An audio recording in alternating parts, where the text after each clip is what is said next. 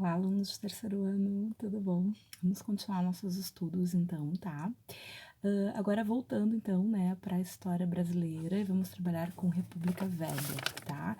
Ou também conhecida como República Oligárquica, Primeira República, enfim, né? Então, é um período que a gente vai estudar, que vai, né, da proclamação da República, então, né, no 15 de novembro de 1889, até 1930, né, com né, o golpe varguista, certo? Chamada Revolução de 30. E este período, né, é um período bastante importante, um período bastante emblemático, tem uma série de questões aí que envolvem esse momento, e a gente vai explorar, então, em vários vídeos, né, nós temos vários capítulos, eu enviei para vocês, então, o capítulo 3, que é o primeiro que aborda essa questão, certo? Então, para a gente relembrar o contexto, né, da proclamação da República, né, então nós estávamos com uma monarquia já capenga, digamos assim, tá? Em que sentido? Na verdade, uma série de eventos estavam fragilizando tanto a nível ideológico, digamos assim, né, quanto a nível político, né? Nós temos aí a formação do Partido Republicano, não que as ideias republicanas já não existissem previamente. Sim, elas existem desde o século XVIII, tá? Então, tem uma questão uma vez, acho que foi na URGS, que tinha esse pequeno pega-ratão. As pessoas geralmente identificam o início, né, do republicanismo no Brasil com a fundação do Partido Republicano, né, na década de 70 do século XIX.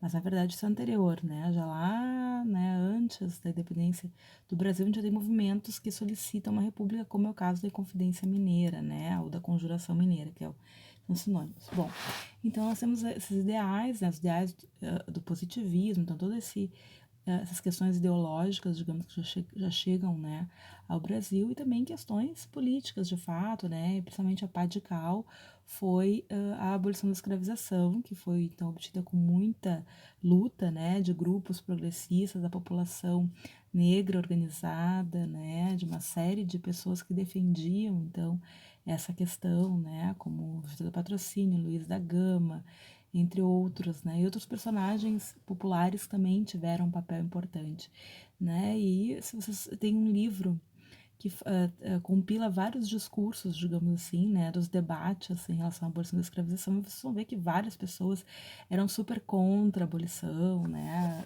políticos, enfim, o próprio José de Alencar, que vocês leem os livros, né, do século XIX, ele era um fazendeiro também, e também ele era ferrenho, assim, contra, né, que dizia que a escravização não ia ser boa, né, para a população negra, escravizada, que isso ia ter um caos na sociedade, que isso é perigoso, uma série de argumentos.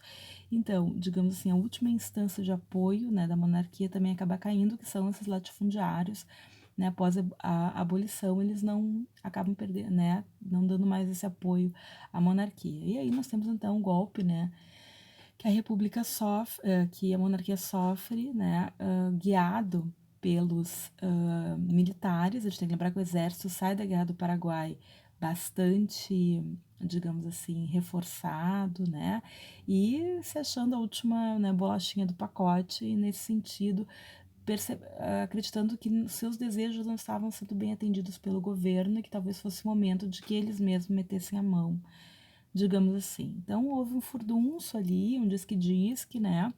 E o Marechal Deodoro da Fonseca, que era então um grande nome, né, no exército, considerado um grande herói, né, da Guerra do Paraguai, ele vai ser então, né, responsável por organizar uma tropa ali de 600 e poucas pessoas, também com o auxílio da população, de alguns intelectuais e algumas pessoas importantes, de profissionais liberais, enfim, das elites civis, né?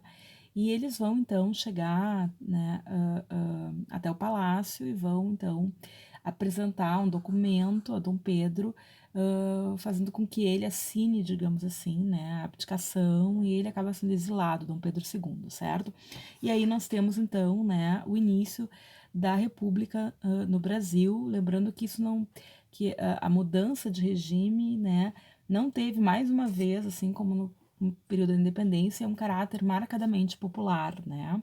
Inclusive nos jornais da época, no livro de vocês tem, né, um trechinho bem famoso, tá lá na página 49, bem famoso, no qual um jornalista, enfim, da época, né, descreve que a população assistiu aquilo bestializada, né, tipo, sem entender, achando que era uma parada militar. E, inclusive, por muitos locais no Brasil vai ser difícil a ideia de república, né? Vai demorar anos para que alguns espaços chegue essa ideia. Vai chegar geralmente com os impostos que vão ser cobrados, né?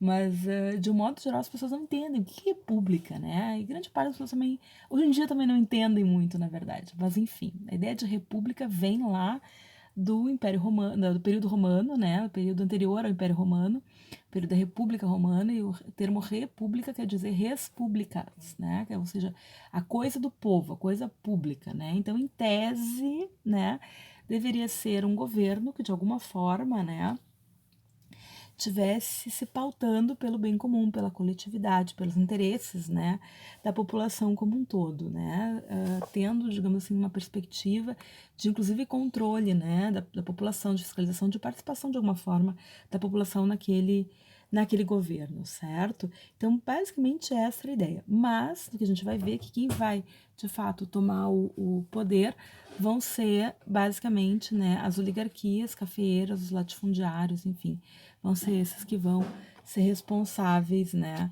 pela implantação, né, da República. Então, basicamente, a gente também tem que ver que dentro dos republicanistas, né, dentro desse grupo republicano, a gente tem várias correntes e que vão estar em disputa para, digamos assim, se colocar qual a corrente que vai dominar, né? Então a gente tem grupos, né, que são chamados grupos positivistas, que vão ter um olhar mais vinculado com a ideia positivista mesmo do Augusto Comte, né? Inclusive até uma ideia meio assim, tipo de implantação de uma ditadura, né? Ditadura positivista, né? No qual o foco fosse de fato um progresso, mas um progresso controlado, um progresso, né, vinculado a essas ideias, né? No livro de vocês tem uma parte ali onde tem várias imagens, tá ali na página 50, 51, tá? E que mostra um pouquinho desse primeiro ministério que é formado e basicamente essas ideias que eu vou falar para vocês que estariam representadas, né? Claro, então uma dessas ideias é a perspectiva positivista, que está nesse viés que eu falei para vocês, né? De uma imposição de uma ditadura, de um governo mais autoritário, de um governo, digamos assim, que impusesse esse progresso, oposto ao progresso, digamos, tá? Temos uma corrente, a corrente liberal, que vai ser a corrente vencedora, na verdade, né? Que tem inspiração na perspectiva estadunidense, né? Ou seja, uma ideia de mercado, uma ideia de, digamos assim, de se implantar, então, né, um caráter liberal, com autonomia, né, dos estados, tendo, então, a perspectiva de uma república federativa, então, né, uma ideia realmente, por exemplo, tanto que o Brasil, quando se torna uma república, vai se chamar República dos Estados Unidos do Brasil, né, enfim.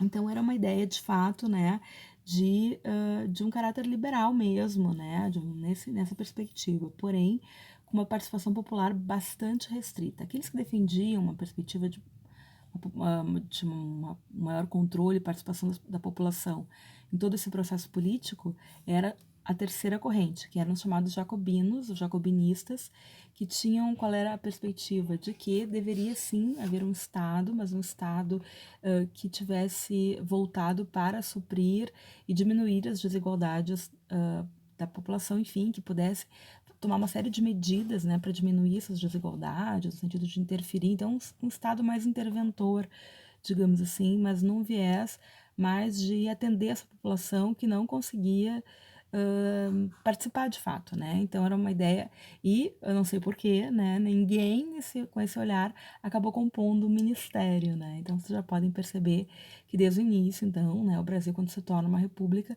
ele vai ter um caráter mais vinculado à linha, né, liberal, tá? Então, desde do início, a grande maioria dos ministros que vão compor, então, esse primeiro ministério, tá? Que isso é feito já inicialmente, até porque era necessário se pensar uma nova Constituição, né? Já a Constituição anterior é uma Constituição do período monárquico, tem uma série de itens ali que não contempla mais essa nova realidade, então era necessário se fazer uma nova, certo? Então, a gente continua na próxima conversa, falando um pouquinho sobre as primeiras medidas republicanas e sobre esse início do período republicano que vai ser conhecido como República da Espada. Por que esse nome? Porque os dois primeiros presidentes brasileiros serão exatamente do Exército, tá? Então, a gente conversa mais pra frente. Se cuidem, até!